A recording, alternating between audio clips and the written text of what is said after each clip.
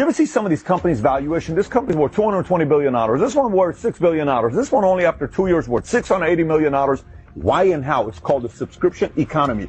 According to a Forbes article, it says two companies, same top line revenue, 100 million, 100 million. This one has to go chase for its revenue every single month. They got to go sell again. But this one, it's subscription. Every month, people are paying $49.99. According to this Forbes article, this one could be worth 8 times more just because it's reoccurring versus this one. There's a reason for that. We're going to talk about that today. All right, so if you get value out of this video, give it a thumbs up, subscribe to the channel, but let's get right into it. On average, you and I spend $237 per month in subscription model products. That's $3,000 per year, give or take.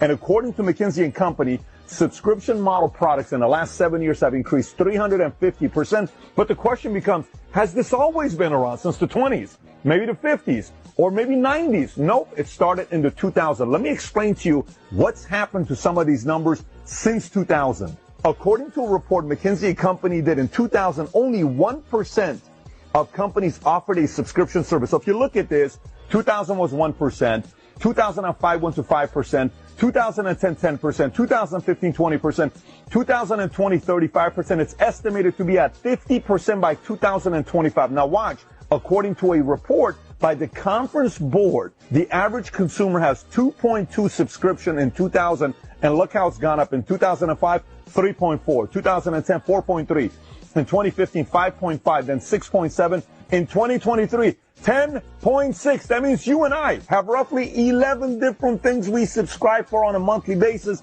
that helps increase the valuation of these companies. Now, you may be watching and saying, but Pat, when I think about subscription, I only think about Netflix, Spotify, or Amazon. So let's take a look at this. Launch year, Netflix got started in 1997, Spotify in 2008, Amazon Prime in 2005. Pricing, when they started doing their monthly subscription, Netflix is $8.99 a month. It starts at $9.99 at Spotify and $12.99 at Amazon Prime. Let's take a look at number of subscribers as of 2021. Netflix has over 200 million. Spotify has over 365 million. Obviously, that includes both free and paid. And Amazon Prime is estimated to be over 150 million.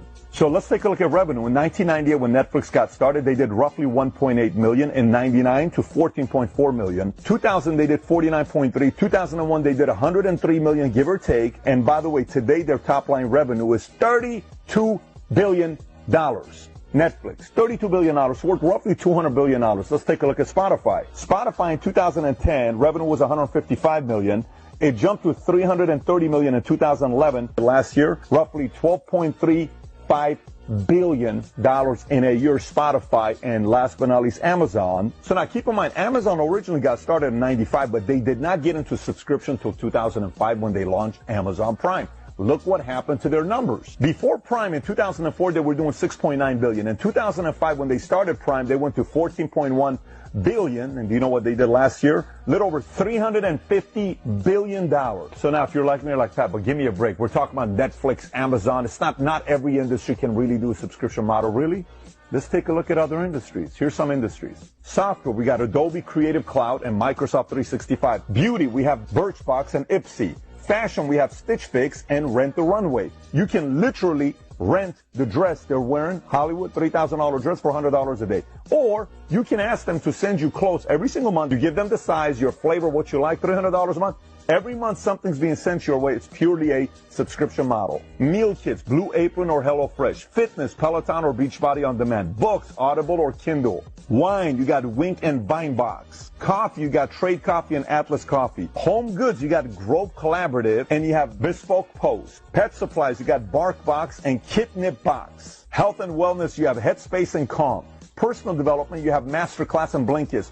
Language learning, you have Rosetta Stone and Duolingo Plus. Crafts and do-it-yourself, you have Craftsy and Crafter's Box. Education, you have Udemy and Coursera. And by the way, I've been in the insurance space for a long time. Why do you think these businesses are worth as much as they do? Because insurance is what? Reoccurring. Auto insurance, reoccurring. Health insurance, reoccurring. So now, what are the advantages of having a subscription model as a company? Number one, you have recurring revenue. Number two, scalability. Number three, customer retention. Number four, enhanced customer engagement. 5, improved brand image. 6, rapid growth. 7, diverse industry presence. 8, data-driven insights. 9, flexibility and scalability. 10, innovative pricing structure. 11, market disruption. 12, expansion into B2B space. And just like any other business, if you don't take care of your customers, they're going to go somewhere else, which means you're dealing with the downfall of churn. You got to keep showing up. Competition, you got to keep getting better. Compliance, you got to make sure you meet those guidelines. So now you may be watching and saying, Pat, I'm not Netflix, I'm not Amazon, I'm not Spotify. What do I do about this? Look, the whole purpose of this video is to get you thinking.